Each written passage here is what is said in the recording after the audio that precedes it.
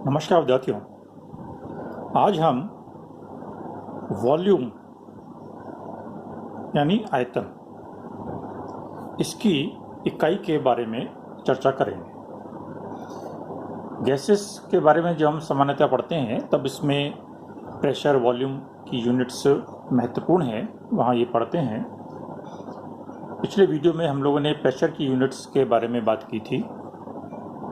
आज हम आयतन, वॉल्यूम, इसकी यूनिट्स के बारे में चर्चा करेंगे। जैसे कि आप सभी जानते हैं, अलग अलग यूनिट सिस्टम में संख्यात्मक मान किसी भी फिजिकल क्वांटिटी का अलग अलग हो सकता है और जनरली सामान्यतः होता है। जैसे कि किलोग्राम, अगर 2 किलोग्राम है उसको हम ग्राम में लिखें तो वो 2000 या 2000 हो जाता है, संख्यात्मक मान बदल जाता है। इसीलिए यूनिट सिस्टम बदलते ही उस फिजिकल क्वांटिटी का संख्यात्मक मान, न्यूमेरिकल वैल्यू चेंज हो जाती है। तो हमें कई बार कन्वर्जन फैक्टर्स यूज करने होते हैं और इकाइयां भी चेंज करनी पड़ जाती है। तो आयतन के लिए सामान्यतः हम लीटर यूज करते हैं। अब लीटर यानी 1 लीटर जैसे अगर कहें तो ये 1 लीटर को ऐसे ही पद्धति में मीटर में या मीटर क्यूब में, क्यूबिक मीटर में परिवर्तित करना होता है। तो एक इकाई तो लीटर हो जाती है, दूसरी इकाई मीटर क्यूब हो जाती है या क्यूबिक मीटर। और जब हम मीटर की बात करते हैं तब सेंटीमीटर क्यूब भी हो सकती है, डेसीमीटर क्यूब भी हो सकती है, और ये सारी इकाइयां आपस में परिवर्तित की जा सकती हैं। तो इनके बीच में भी जब हम यूनिट सिस्टम चेंज करते हैं तो संख्यात्मक मान किस तरीके से परिवर्तित होगा या इनके बीच में आपस में क्या रिलेशन है, उसको यदि हम समझने का प्रयास करें कि 1 लीटर कितने मीटर क्यूब या कितने सेंटीमीटर क्यूब या कितने डेसीमीटर क्यूब के बराबर होता है। जब हम लीटर की बात करते हैं तब मिलीलीटर भी आ जाता है। जैसे मीटर की बात करते हैं तो सेंटीमीटर आ जाता है, डेसीमीटर आ जाता है। तो ऐसे लीटर की बात करते हैं तो डेसीलीटर, बड़ी में डेकालीटर और छोटे में मिलीलीटर। ये 2 सामान्यतः अधिक उपयोग में लाई जाने वाली इकाइयां हैं।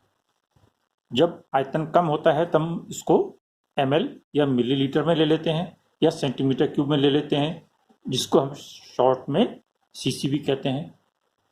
5 सीसी या 10 सीसी, 2.5 सीसी। तो सीसी का मतलब सेंटीमीटर क्यूब या क्यूबिक सेंटीमीटर है। 1 लीटर, और इसको यदि हम ml में लें तो आप जानते हैं किस तरीके से लिखेंगे। 1 litre is equal to 1000 ml, और 1000 ml इसको हम इस तरीके से लिख सकते हैं 10 इंटू 10 इंटू 10, ये आपको 1000 बन जाता है मिलीलीटर। यहाँ को पर हम 10 को 3 बार मल्टीप्लाई करते हैं तब 1000 आ जाता है। इसी तरीके से यदि हम लीटर और मीटर क्यूब को परिवर्तित करें, इसका मतलब यहाँ पर क्या हो गया कि यदि हम कोई एक इस तरीके से हम देखते हैं क्यूब बनाते हैं। यदि हम क्यूब बनाएं तो 10 इंटू 10 इंटू 10 लंबाई, चौड़ाई, ऊंचाई, वो 1000 बना देती है। इसी तरीके से यदि हम एक दूसरा क्यूब बनाएं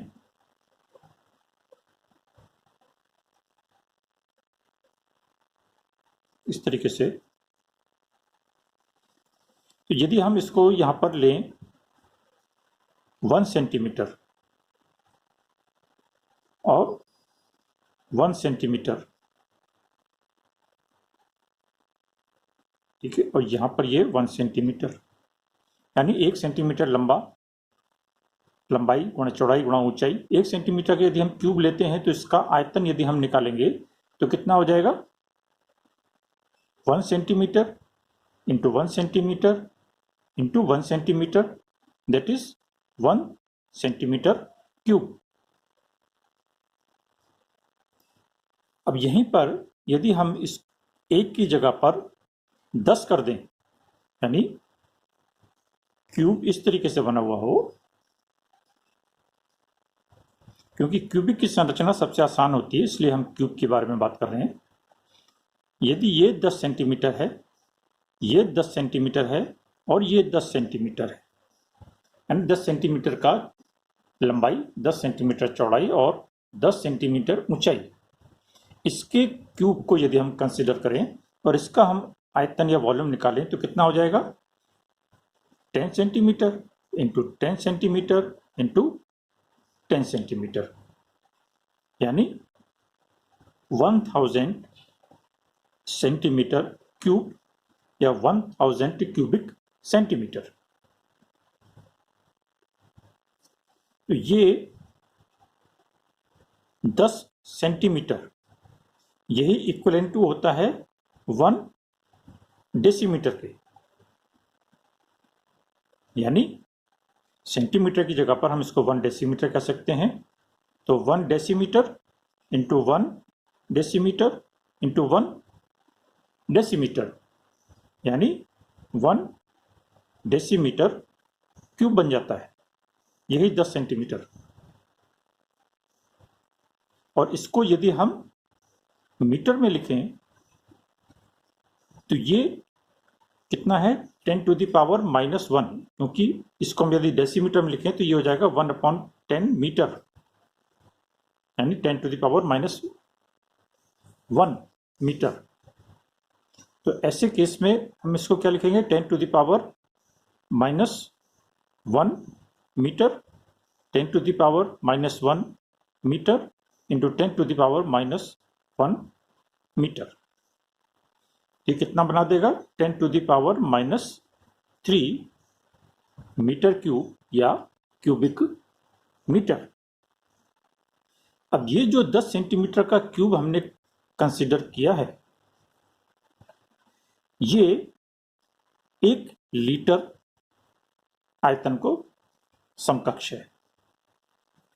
अगर आप वैसे भी देखें तो 1 सेंटीमीटर का क्यूब यदि हम बनाते हैं तो इसमें 1 लीटर कोई भी द्रव पदार्थ, चाहे पानी है या दूध है, नहीं आएगा। 1 सेंटीमीटर बहुत कम होता है। लेकिन 10 सेंटीमीटर का क्यूब यदि हम बनाएं तो इस 10 सेंटीमीटर क्यूब में 1 लीटर आ सकता है, ये हम मान सकते हैं। तो ऐसी स्थिति में 1 लीटर को यदि हम सेंटीमीटर या मीटर में कन्वर्ट करें तो ये कैलकुलेशन हमको देखनी पड़ेगी, यानी 1000 सेंटीमीटर क्यूब। यही सेंटीमीटर क्यूब, इसी को हम इक्वलेंट टू ml भी लिख लेते हैं, मान लेते हैं 1 ml या 1 cc। तो 1 लीटर में जैसे 1000 ml है, 1000 ml है, उसी तरीके से 1000 सेंटीमीटर क्यूब भी हो जाता है। और वही कैलकुलेशन यदि हम डेसीमीटर में करते हैं तो 1 डेसीमीटर क्यूब आता है, और वही कैलकुलेशन यदि हम मीटर क्यूब में करते हैं तो वो 10 to the power -3 metre cube आता है। तो ऐसी स्थिति में हमारे पास रिलेशन क्या बन गया कि 1 litre is equivalent to 1000 ml या इक्वलेंट टू 1000 सेंटीमीटर क्यूब, ये जो हमने निकाला, या इक्वलेंट टू 1 डेसीमीटर क्यूब, यहां से जो हमने निकाला, या यहां से हमने निकाला equivalent to 10⁻³ metre cube.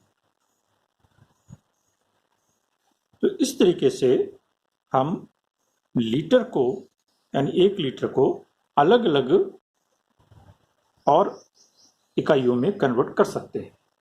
SI system में हम अधिकतर मीटर पद्धति का इस्तेमाल करते हैं, तो मीटर क्यूब लेते हैं। लीटर का सिस्टम अलग है, जैसे कि हम लीटर एटमॉस्फेयर पद्धति भी सिस्टम भी पढ़ते हैं। मीटर का सिस्टम अलग है, तो कई बार हमें लीटर को मीटर में कन्वर्ट करने की आवश्यकता पड़ जाती है।